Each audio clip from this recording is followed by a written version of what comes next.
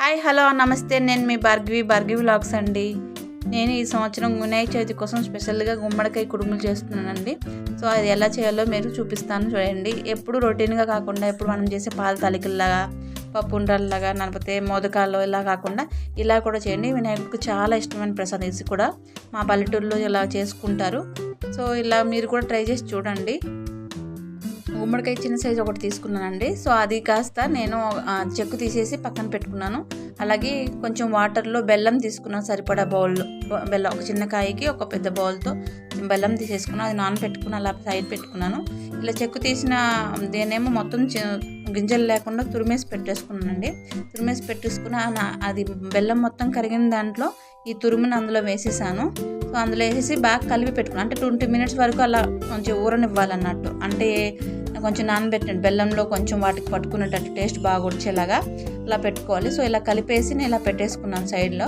So ఈ లోపల కొంచెం నేను రైస్ పౌడర్ తీసి పెట్టుకుంటాను. రైస్ పౌడర్ మనం కలుపుకోవాలి. మనకు కావాల్సిన ఇంగ్రీడియంట్స్ ఓన్లీ బెల్లం, అలాగే ఇలాచి, గుమ్మడికాయ, రైస్ పౌడరు, అరటాకులు, మామూలు కుక్కర్ టైప్లో పెట్టుకోవడానికి అంతే. ఇది కొత్త పాత్ర కాబట్టి బొట్లు పెట్టి నేను ప్రసాదం చేస్తున్నాను యాక్చువల్గా ఏకాదశి అని.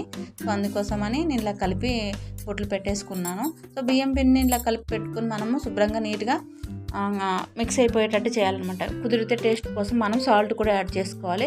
ఎక్కువ సింపుల్గా చాలా ఈజీగా అయిపోయారు. ఇడ్లీ చేసుకునే గిన్నెల్లో పెట్టుకోవచ్చు. మామూలుగా పెద్ద కుడుములు చేసుకుంటే చూడండి, బట్ట కట్టి ఇలా క్లాత్ కట్టేసి చేస్తారు. అలా కూడా చేసుకుని కట్ చేసి ముక్కల్లాగా కూడా దేవుడికి నైవేద్యంగా పెట్టుకోవచ్చు. సో నేనైతే ఇలా అరిటాకుల్లో చేసి చేస్తున్నాను. చాలా మంచిది కదా, అలా పెడితే బాగుంటుందని చెప్పి. నెయ్యి మీరు ఆ మిక్స్ కలుపుకునేటప్పుడే దాంట్లో నెయ్యి కొంచెం వేసుకోండి. ఆవు నెయ్యి ఉంటుంది కదా, ఆవు నెయ్యి కలిపేసుకుని ప్రసాదం చేస్తే ఆ స్మెల్ కూడా చాలా బాగా అరిటాకుల్లో వచ్చి చాలా టేస్ట్గా మంచిగా అనిపిస్తుంది. చాలా బాగా వస్తుంది.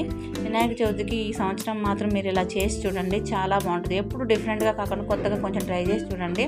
సో ఈ రకంగా చేసి నైవేద్యం పెడితే వినాయకుడు హ్యాపీ, మనం కూడా హ్యాపీ. సో కొత్తగా తినండి, కొత్తగా ట్రై చేయండి. థ్యాంక్ యూ సో మచ్ అండి. ఇలా లాస్ట్కి ఫైనల్గా రెడీ అయిపోయింది. సో ఇది తీసుకుని అలాగే రెడ్గా ప్రసాద నైవేద్యం పెట్టుకోవచ్చు. థ్యాంక్ యూ సో మచ్ అండి.